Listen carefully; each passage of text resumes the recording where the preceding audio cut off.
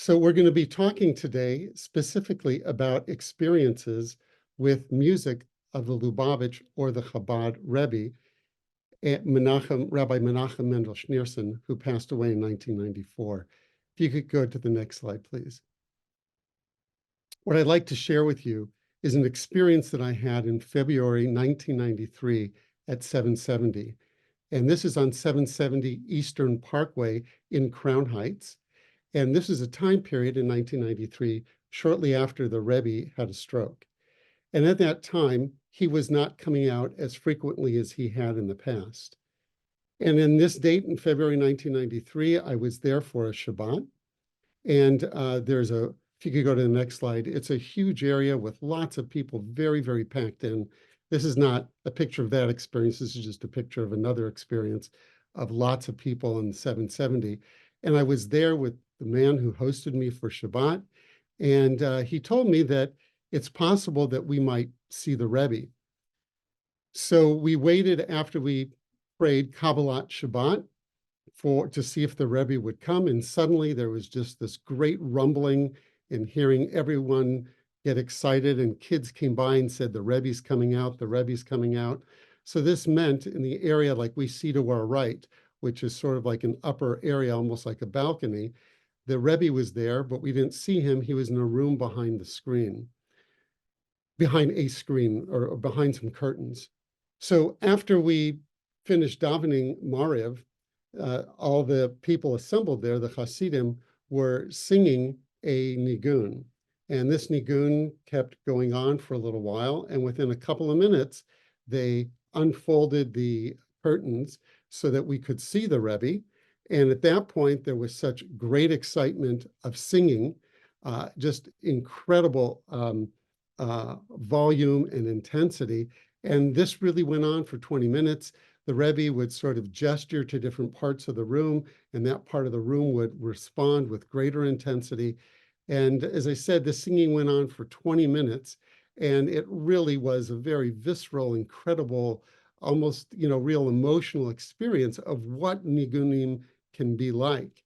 And particularly with this Rebbe, to really experience that is sort of where I'm beginning my study with you. So in this presentation, I'm going to offer you an ethnomusicological an encounter where I'm looking at culture and music coming together. And I want to show various perspectives to really understand how this is pieced together. Now, normally an ethnomusicologist would interview the subjects, but when I did this study in the early 2000s, the Rebbe had already passed away. But the Rebbe had created lots of writings. There's a lot of literature on what he did. So I'm going to be looking at that particular literature. As was quoted last week by Jeremiah Lockwood, Ellen Koskoff did her doctorate and then later published a book called Music in Lubavitch Life. And she says the following in regards to music, that it is one of the most powerful forms of human expression as seen by Chabad, and singing is a spiritual process. And we're going to be looking at that spiritual process.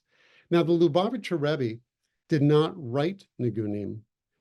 Other Hasidic sects, Rebbeim, did write Nigunim. The Lubavitcher Rebbe didn't, but he's known for teaching Nigunim. And between the years of 1954 and 1963, he taught 11 different Nigunim. And I'm going to share with you one of the first Nigunim he taught. Now, he taught these Nigunim after the celebration of dancing with the Torah and Simchat Torah.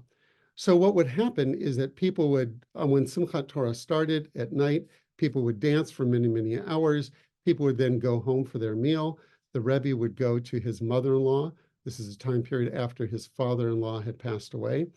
And for those of you that may not know, the seventh Lubavitcher Rebbe, Menachem Mendel Schneerson, is the son-in-law of the previous Rebbe. So after his father-in-law passed away and he became the Rebbe, Menachem Mendel Schneerson would have dinner with his mother-in-law. Then he would come down the steps of where his office was near 770, and he would greet his Hasidim and encourage them to do another year of learning, and this could be at 3 or 4 in the morning, and then he would teach a nigun. So we're going to look at one of these Nigunim that he taught in 1954. If you could go to the next slide, please. So the Rebbe would teach these, he would sing these Nigunim in a context of something called a Farbrengen. And a Farbrengen was a gathering. These typically would happen on a Thursday night, where he would give over a discourse, and the discourse would be divided between his talking and then some singing. And this would go on for several hours. So that's when Nigunim are typically sung. He taught this Nigun in 1954. Then it was sung at these different Farbrengens. So if you could go to the next slide, please. We're going to hear a recording in 1972, a video of this particular Nigun.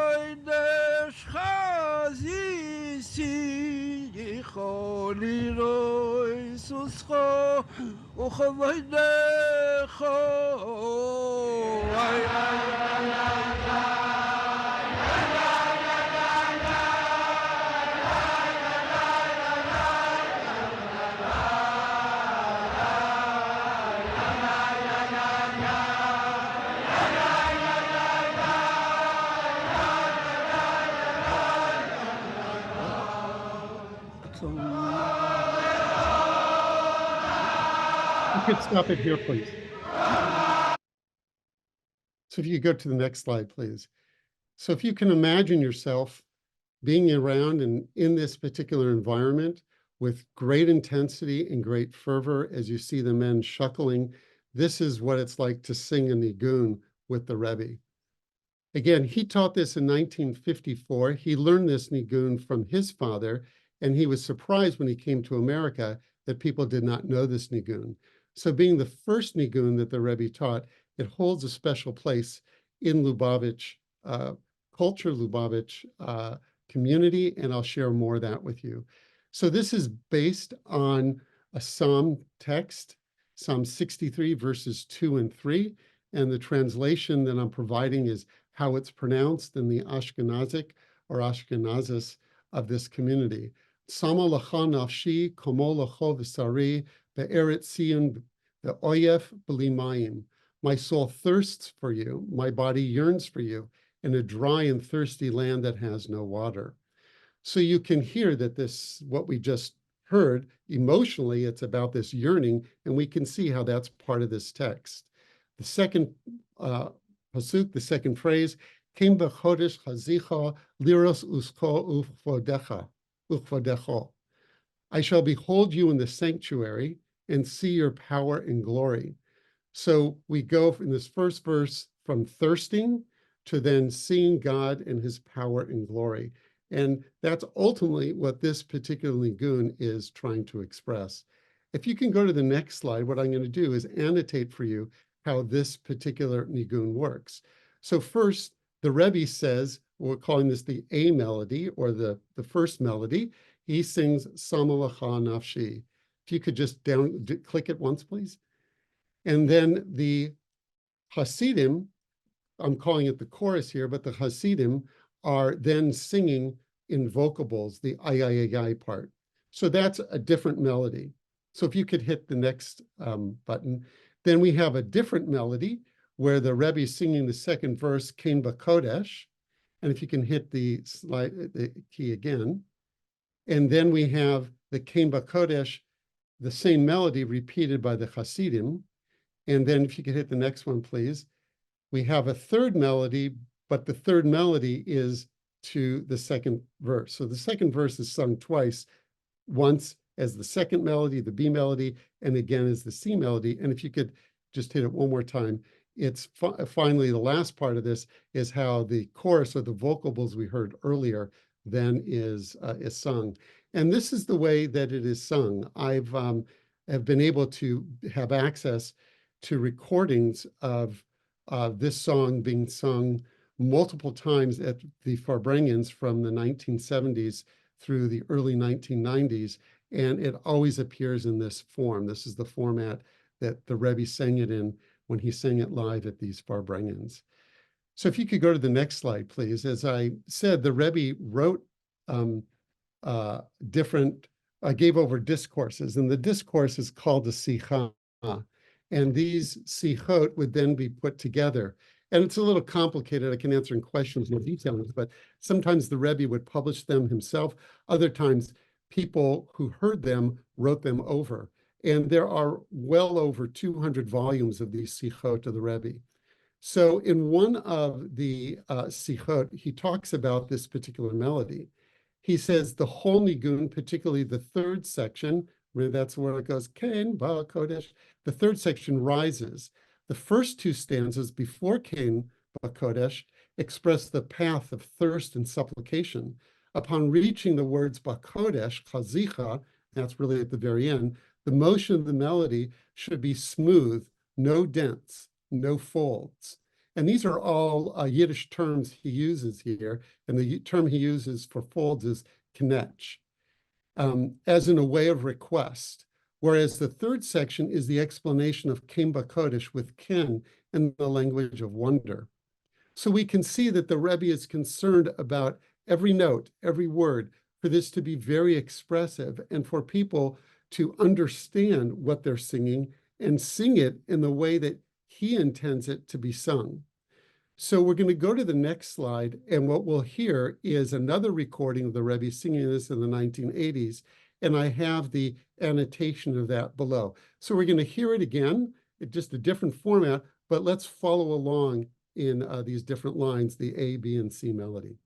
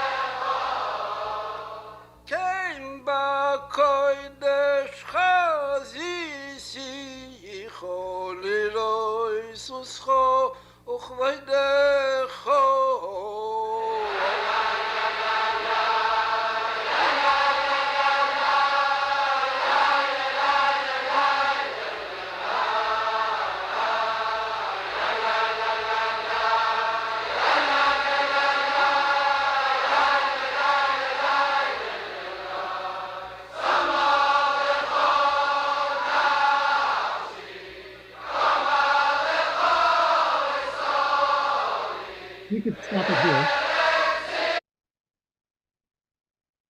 So this gives you another taste, another flavor of how this song works. And the Rebbe was well into his 80s at this point when this was filmed in 1980. So to be a man of 80, to sing with this vigor and this intensity, it's really a very, very special experience, and it's so wonderful that we have all of these videos. So we could go to the next slide. I'm going to share with you an interesting account that someone gave.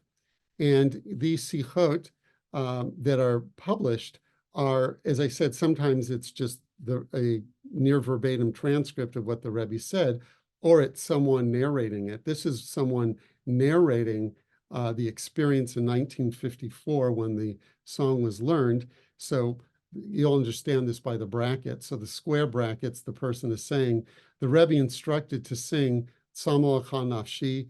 He sang the Nigun by himself a few times to teach us properly before the singing. And he said, my father-in-law taught me you should be careful on the 16th. I think I told you earlier he learned it from his father. Apparently he learned it from his father-in-law.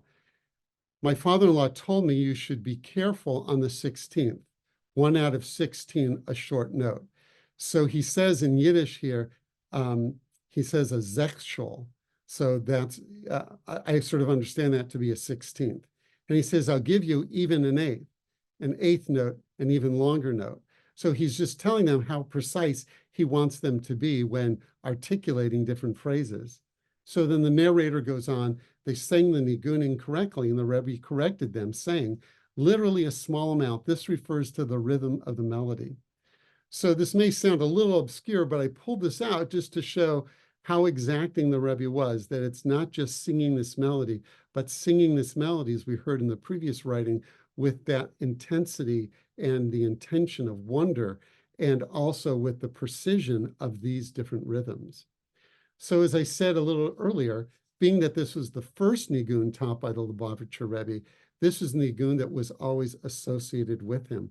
So I'm going to share with you different interpretations of this nigun, and I think you'll find this very interesting.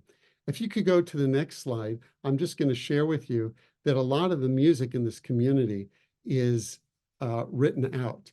And this provides wonderful flexibility, and if you could, of learning this or a facility to learn the music. And as you can see at the very beginning, it says, in Hebrew, Tzama Lecha Nafshi, and then the music is written left to right.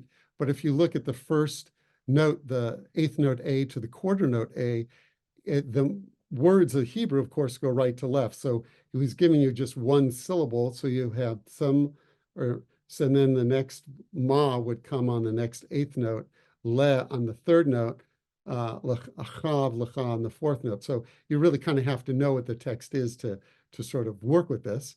And if you could just hit the down arrow once, so just will animate for you what the A section looks like. So this is the A section. Then if you could hit it again, please. Then the next part is some notes that are written there that he actually doesn't sing.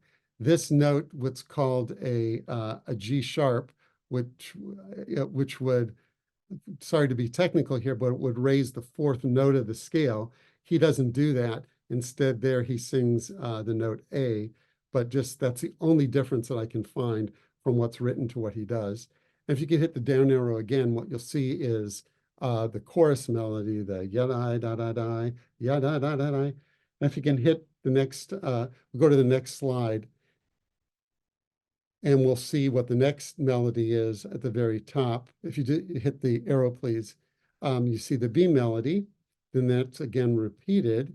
And if you could hit the next one, we get the C melody, the Kain Ba Kodesh Chazicha. So you get what that looks like. And then finally, the last part is that C melody of the chorus being done again. So hopefully you have a sense now of what this melody is, how it functions, and now we'll hear some other renditions. So if you please go to the next slide, what you'll see is, and this is something that Jeremiah Lockwood talked about last week. In fact, he played this nikun last week. This is a particular set of recordings that came out in the 1950s that are called the Nichoach Chabad melodies. So Nichoach was a society of developing a sort of a documentation of how these melodies are sung. they're not ethnographic, as we would say in ethnomusicology, where someone came into the community and recorded it. Rather, people from the community went into a studio and recreated it. And the people I spoke to who are on these recordings said that everyone did this with this really great intentionality. So when we hear this, we'll hear that there's an instrumental accompaniment put to it.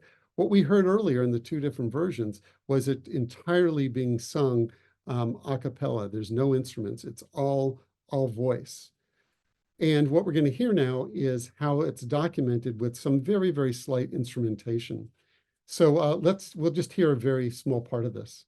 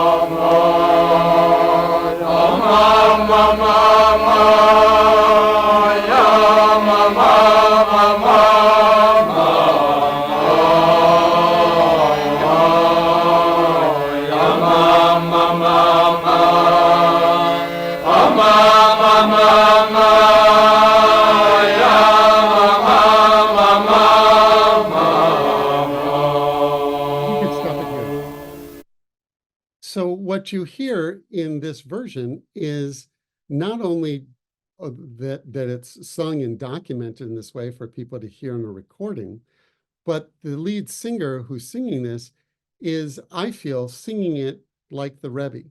He's not completely imitating the Rebbe, but the expressive devices the Rebbe uses when he sings it is carried over to the singer.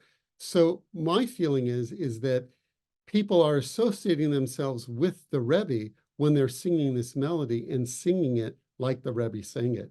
If you could go to the next slide, what we're going to see is a more contemporary recording of a singer named Avram Fried. And Avram Fried, someone that I work with, as you heard from what Anne said in my introduction. The work that I'm doing now at the center is working on popular music in the Orthodox community, and Avram Fried is one of the most prolific singers in the Orthodox community, having put out many, many albums. And many of his albums are new songs, songs done in Hebrew, English, or Yiddish. But he has another series of songs, or series of albums, that he documents Chabad melodies. And this is in that series, and it's called Hope Kasak. And Hope Kasak is another nigun that the Rebbe taught.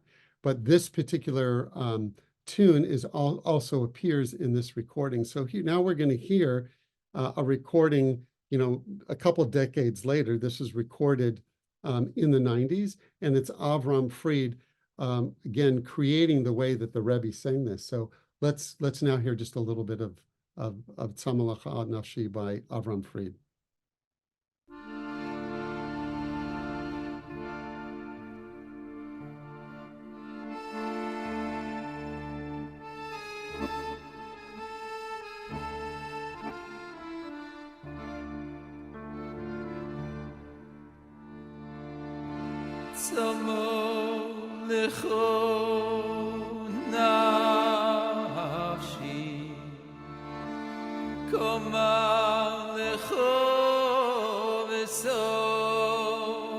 We could stop it here. I just wanted you to have a little taste for it. But again, you can hear that he's like almost recreating that Nichoach recording.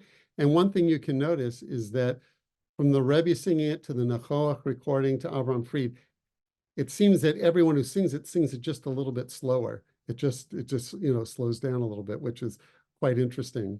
If you could go to the next slide, in 1992, there was or rather, excuse me, I need to get my dates right. This is in 2002. This is the Chabad Centenary Celebration, and it celebrates the 100th year since the birth of the Rebbe. And they had a big celebration that was taking a lot of melodies of the Lubavitch community and orchestrating them, and they called it the Chag Centennial Celebration.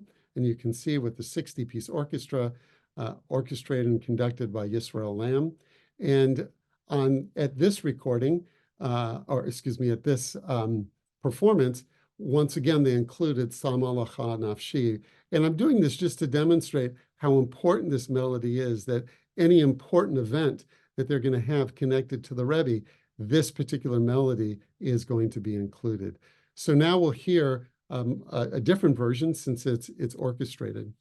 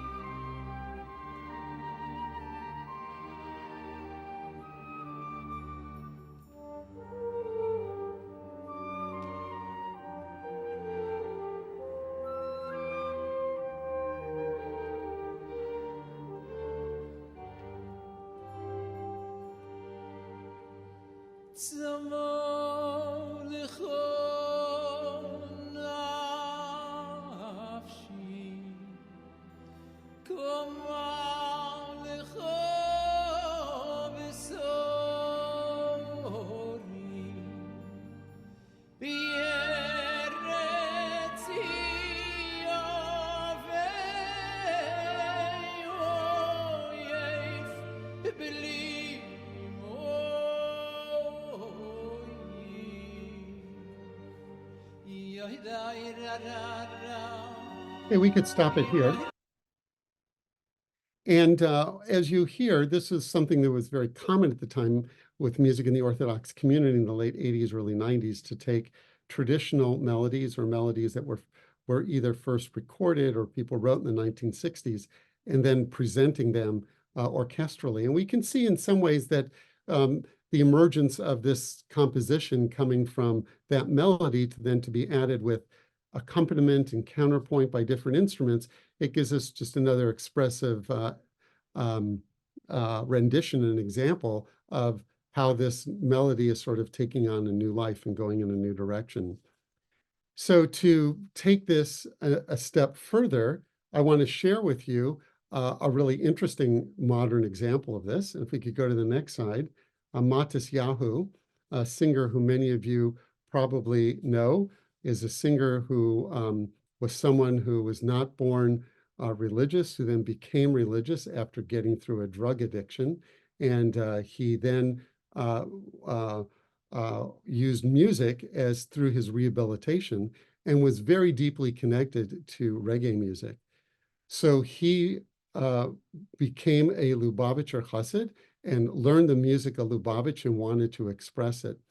And on the second track of this album that's called Shake Off the Dust, you hear him recreating the traditional Tzama Lacha Nafshi. And then there's absolutely no break. The song then immediately goes to the third track where he does his own reggae version of this song. So when we start this, just want to instruct Anne that when we get to the reggae part, which you'll hear, just hit the down arrow and we'll go to the next slide.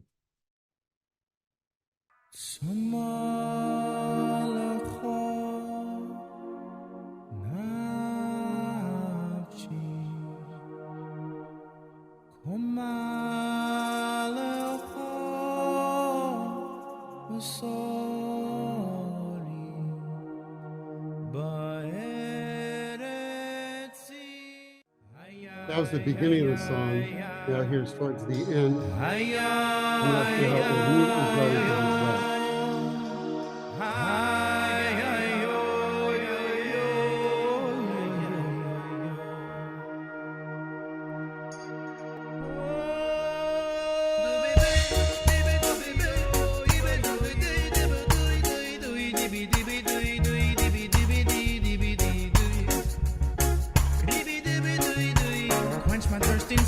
Fill my appetite, I give myself to you cause you treat me right. I put my trust in the world and the world gets tight. Shift my trust to you. It's like a crystal clear night, expand in all directions, bless them sections to unite. Hashem's rays, fire blaze, light my way, light of my life. And these days will wait, no longer night. I'm reaching for my God like skyscrapers in the night. I see that no it's hard inside is empty, God is cuts like a knife. Internalized, Torah vibes bound to be alright. I see that whirring of praise from below to above. Take flight in the sky, God wings like a dove. We're soaring to the heavens where the angels fall in love. Where the glory of Hashem fits like a dove.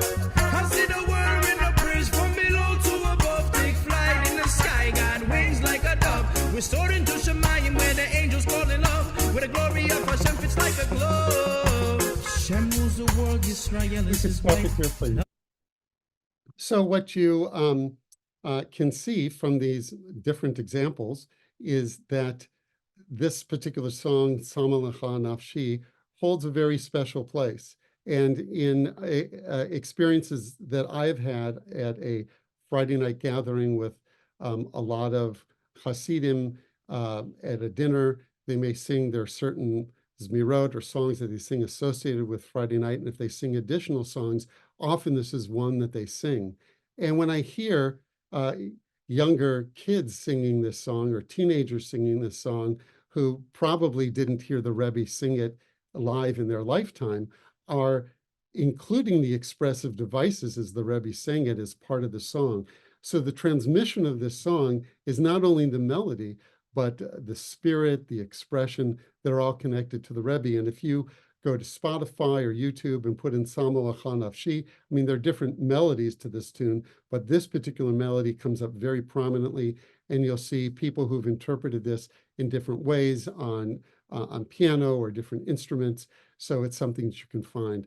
So before I conclude, I just want to spend a few more minutes on one other example, which will bring out some similar things. So if we could go to the next slide. Just go to the next slide. Sorry, there's a tune on this that we're going to skip. This comes from the fifth Lubavitcher Rebbe, whose name was Rabbi Shalom Dovber Schneerson of Lubavitch. And he said this, he was in Europe at the time, he said this in 1902. He says that early Hasidim would say, when you tell a story about the Rebbe, you bond yourself to the Rebbe's faculty of action. When you repeat a teaching of the Rebbe, you bond with the Rebbe's faculty of speech. When you sing a melody composed by the Rebbe, you bond with the Rebbe's faculty of thought. So this very powerful message that music is a way in its sort of acted out, actionable, when it's sung, is connecting yourself to a Rebbe.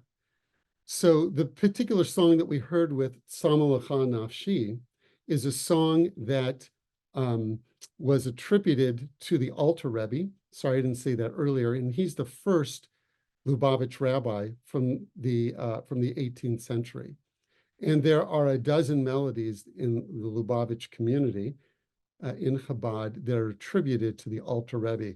We're going to hear now another song related to the Alter Rebbe that's sung by Rabbi Menachem Mendel Schneerson. So if we can go to the next slide, we're going to hear this nigun that's called Daled Bavos, or Four Worlds. And I want you to hear it first. And they're just going to be these different sections. The Rebbe is going to initiate it, and the Hasidim will sing it.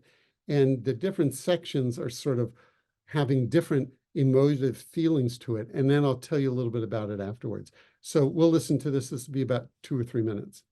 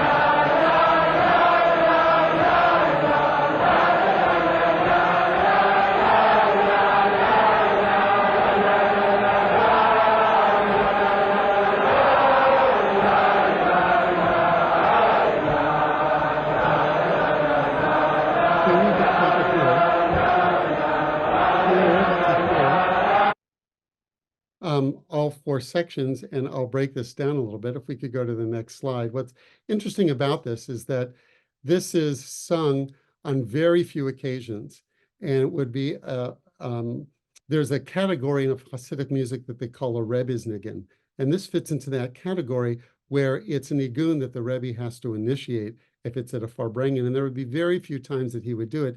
And this is actually much faster than I've heard it on other occasions.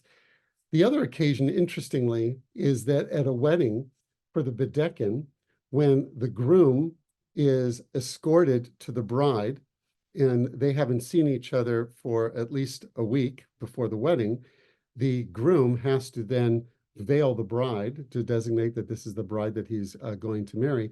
And during that process, they sing this melody very, very slowly in a very meditative way.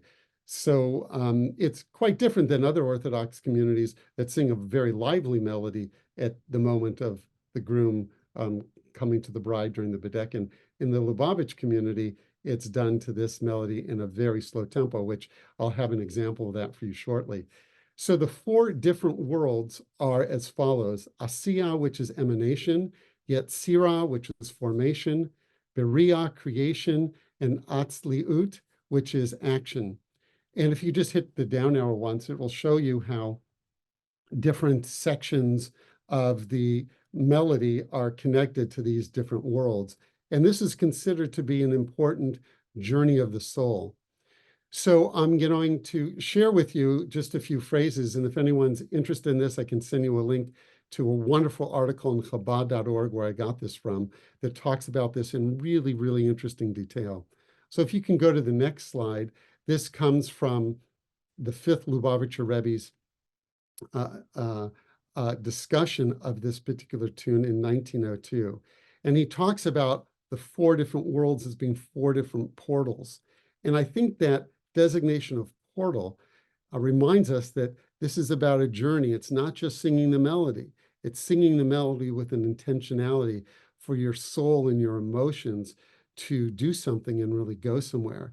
So he says the first portal brings you to a state of detachment and then to deep thought. And you could read further what he says about that, about this sense of taking yourself out of the mundane world and forgetting about those particular needs and getting into a very deep place. And with each of the different portals, he talks about the connection from, in the second portal, from the first portal to the second portal. I don't have time to do this, but what's interesting is that some of the musical phrases from the first section are in the second section, and likewise, melodies of the second section are in the third section. So there's this interconnectivity of the melody as it goes on, but also in this conceptual part of it. So the Rebbe goes on to say in the second portal that it's a taste of bitterness, but immediately it moves upward towards hopefulness. And then he goes on to really talk about that it's going back and forth. So, and this is the particular phrase where it goes da da da da da da da. It takes this big leap. He's talking about the upward gesture, but then it almost immediately puts you back in a place. So it's really about not necessarily emotional control that goes consistently in one direction, but that there's a range of emotions that one goes through when looking at this. And it's this battle between bitterness and hopefulness, and juxtaposing the two opposites, as I put in the underlined part there. If you could go to the next screen, we go to the third portal, where in the third portal, he describes that this is where the soul is above and beyond, and there's a real sense of transcendence. So we can sort of see that from the first to the second, there's a rise. From the second to the third, the intentionality of the third is that it's a much higher rise. And it's very similar to the format of Tzama L'cha Nafshi, where that third melody is like the highest musical line, and then it's a matter of coming down. So I'm just giving you the broad strokes. This is very deeply expressed with lots of nuances. And finally, if you just go to the next slide, what we'll see here is he talks about the fourth portal, which is about an upward progression. And this is a progression for the euphoria of the soul. And the elevation of the soul is this very lofty experience, the experiential aspect of purifying your soul. And that's what this nigun represents. And as we sort of hear it done a little more slowly, you'll sort of imbibe that emotionality that's there. So again, remember that the first part of the fifth Lubavitcher Rebbe's discussion in 1902, when he says that, the way to connect yourself to a Rebbe's thought is really through this music, is through singing their music, and that connects you. So again, the intentionality of the music is not only to just sing and enjoy, but this is far more profound, to be a journey of the soul and have that connect you with the ancestry that one is a part of in the Chabad experience. So if you go to the next slide, please, what we're going to hear is a cellist. Her name is Laura Melnikoff, and we'll hear just a little bit of this, and you'll hear how she's very expressing this, I think, in a very emotional way. So we'll hear just a couple minutes.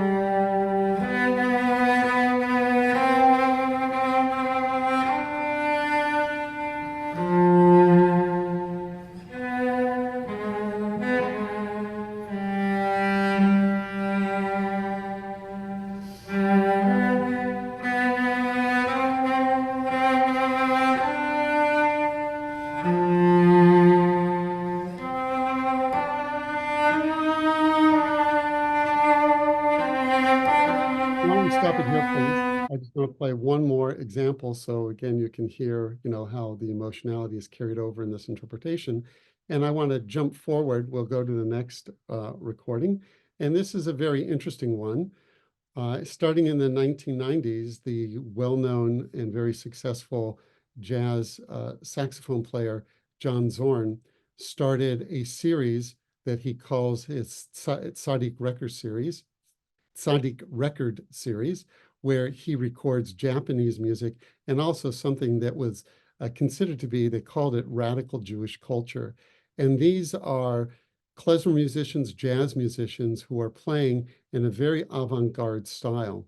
So two particular artists, you can see Oren Ambrachi and Rabbi Avinayim got together and based an entire recording on the Nigun of the Four Worlds. And they call this recording the Alter Rebbe's Nigun. And this unfolds itself over 45 minutes. And it's in 4 different movements or 4 different sections. And each movement follows the movements of the 4 worlds. So while each part might be 45 seconds to a minute, they're taking one of those melodies and expanding that to maybe 10 or more minutes. So I don't have time, of course, to play the whole thing, but for you to hear a part of it, I've put a few things together. So the first part, Atsia, why don't you just click it once and we'll just hear the very beginning of this. And it starts off in this very sort of mysterious fashion.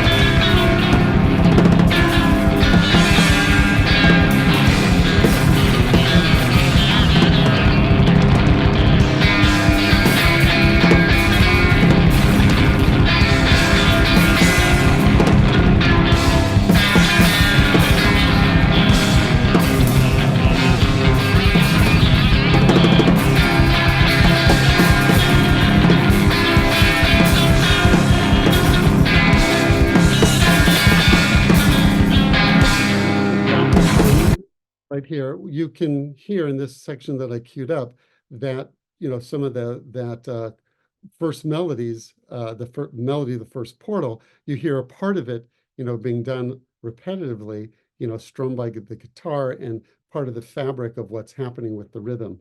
And then, of course, this goes on for another few minutes. If you go to the next slide, we're just going to jump to the last movement, Yetzirah. And let's just hear a little bit of this, which is going to be sort of a different emotional effect here.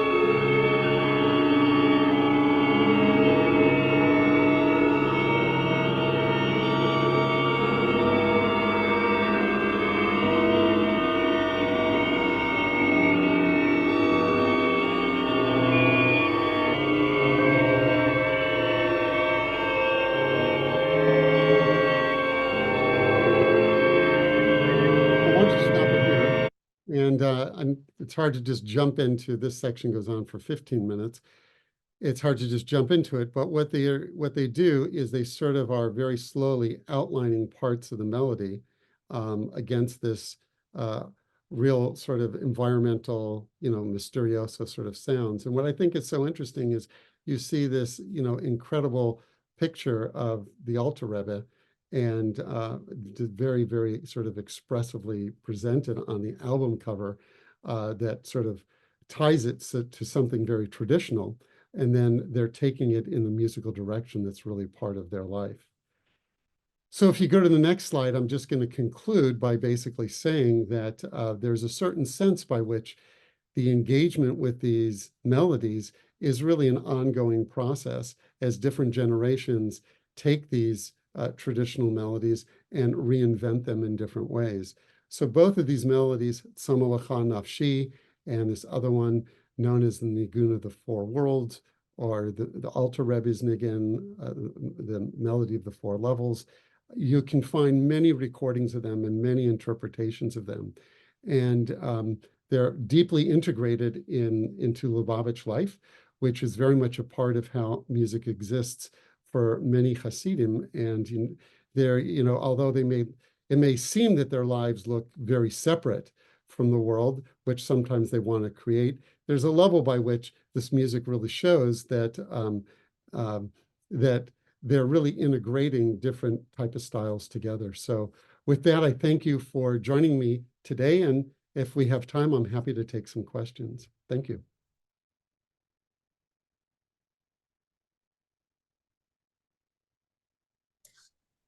Thank you so much, Mark.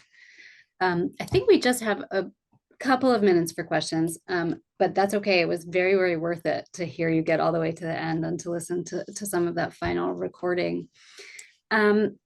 We have a question that was submitted earlier about the use of what sounds to be some ornamentation in the singing of the soloists. And I think here the questioner is referring to Abraham Fried and the sort of more classical recordings that you read. Certainly there's a lot of divergence from the Rebbe's style once you get to like Matisyahu, and then definitely to the later to the jazz versions. But the audience member is asking, is that ornamentation written into the music? Is it an imitation somehow of an understanding of what the Rebbe was doing with his voice? Or is it a kind of original interpretation that's added on in an artistic style? Yeah, I think that's a wonderful question. I think it speaks to the issue within the Jewish tradition and the alt traditions that once you write down something that's transmitted orally and it's in a written fashion, you can't capture everything. So typically when these melodies are written, and this goes for cantorial music, klezmer music, even the work I've done with the Syrian community, that when one writes out the melody, it's in some ways intended more to be descriptive of hitting sort of major points of the vocal line, and the various ornaments one tries to capture in some way, but there's a level by which I don't think it really can be fully captured. I mean, people have used melographic analysis to try and do those things, but at least from what we saw in the written music from the Sefer Nigunim, that was the music that I showed you, it's really giving you just the basic outline with some of the ornamentations. And so the other ornamentations that one hears I think are just a part of the historic level by which the music is really transmitted. And I think that as we hear each of the singers, such as, the person, I think his name is Moshe Zeklakowski, who is on the Nichoach recording, him and Avram Fried are taking some of that, but they're putting it within their own voice. And of course, the rendition that Avram Fried's doing so many years later, it is more modern. So those kind of affectations really do change. And as you said, Matisyahu is doing it, completely in another way. So again, I think it's just fascinating to see how much of our tradition, as we know within texts, there's the written Torah, there's the oral Torah, there's a way in which the oral tradition is expanding upon the written tradition. And I think that's really a part of this musical culture as well, is that so much is basically transmitted orally. And then when we write it down, then we're able to kind of make those comparisons. Yeah, it also raises another question that's been submitted having to do with how much the participants in the Farbrengen or the listeners to the Rebbe singing would be aware of his interpretation of what that melody is doing. In other words, is the experience for a person in that setting a kind of just direct emotional one of singing along, or is there a common knowledge of what he has said in a sikha about what this particular melody is doing, or a sort of common understanding of what different movements within a melody or styles would do for you? Yeah, it's more the latter, that the history and the heritage really comes with the melody. And just to give you an example, I mean, typically when I travel to conferences, I often go to Chabad all over the world.